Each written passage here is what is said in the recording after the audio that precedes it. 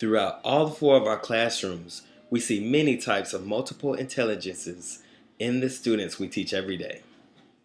We use technology to reach those types of multiple intelligences. Some of us already have technology tools, and we're all looking for ways to integrate new technology. Here are a few examples of what's working in our classroom and a handful of ideas for the future.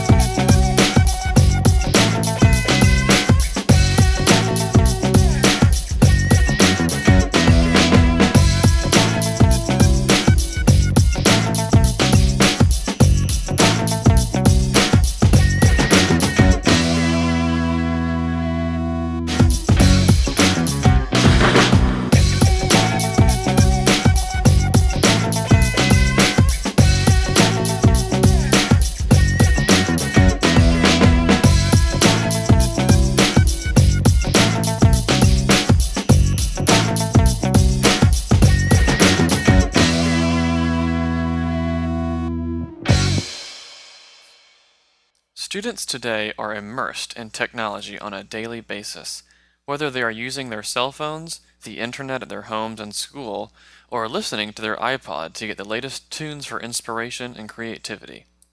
From this cartoon, it is easily seen that our kids have been launched full throttle into everything digital. This year, I am experimenting with integrating some type of filmmaking into every class that I teach, applying it to the 8 multiple intelligences. When students create using filmmaking, they can experience a world of exposure to different methods of learning and feeling a different form of identity, which can be helpful for students not comfortable with themselves. Bernice Berry, who also teaches storytelling through films, suggests the learner who lacks confidence will find filmmaking a comfort zone as their role as an audience member. Anne Marie O'Brien agrees, saying student outcomes can include problem-solving skills, enhanced writing, artistic and design skills, and team and time management skills. All of these things are so very important when we are training our students for the real world, especially with potential professional artists in my case. Through filmmaking, students can experience almost every one of the 8 multiple intelligences. When students are planning a film shoot, they are working as a team. This demonstrates interpersonal relationships that can help one another to come to a common finished product. When writing or editing a script, someone who may be a linguistic learner may excel in the reading and thinking of a script writing process for the story and the plot to develop. Those who have a spatial or visual intelligence will jump at the chance to see these scenes transform into a drawn storyboard to plan out the shots in the order in which they should appear, considering lighting, color, and angle. Next comes the location. Students must decide where to make their film. Most students choose outdoors and love to work outside, making their scenes in the real living world. This helps the naturalist learner. During the process, it will be the logical or mathematical learner who will be piecing together in their head all of these scenes to make sure they will make sense later in the editing booth, all the while cutting and pasting the script all along the way. Scenes must also be shot out of order to save travel time. This is something the logical learner will also do well.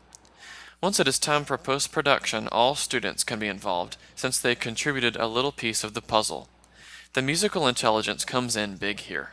Every scene has to match up, especially if there are pitch changes in the speaking voice, and even more challenging if students are making a lip-synced music video.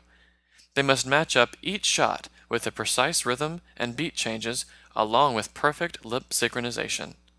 By the way, if kids embed a music video in their films, the dancing will be great for the bodily kinesthetic learner. Through the technology of filmmaking and the editing process using video recording, musical devices, and post-production tools, learners at any age can learn such a great deal about themselves and others. Multiple intelligences and technology go hand in hand. For instance, when it comes to art class, the visual spatial multiple intelligence component, there are several different types of technology. One is the clay wheel, where one can learn how to make pottery. Two others are drawing programs such as CorelDRAW and painting programs such as PhotoPaint and Microsoft Paint. Today we are going to focus on the aspects of clay and how it encompasses several of these multiple intelligence theories. First, it's visual spatial because clay helps to develop creativity and visual skills. Secondly, it is bodily kinesthetic because it helps hand-eye coordination. It is interpersonal because students can work in groups, which strengthen children's communication and cooperation skills. And it is intrapersonal because clay helps build up individual skills and students can work at their own pace. Here are some examples of the multiple intelligence theory in actions in my classroom.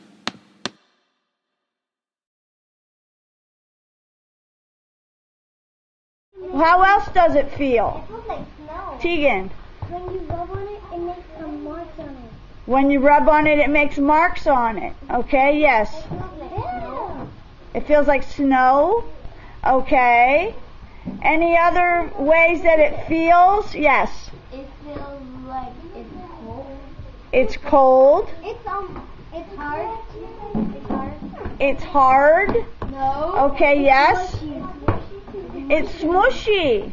If you were a piece of clay, how would you act? Quiet. Yes. Quiet. You would act quiet. And you have no body. Yes. Normal. Normal. Yes. You won't move. You would not move. Okay. Did you have something, Jai? They have no body parts. They have no body parts. Today what we're going to do is we are going to create bowls or cups out of our clay. Good job. These are the final projects with clay today that we did with first grade.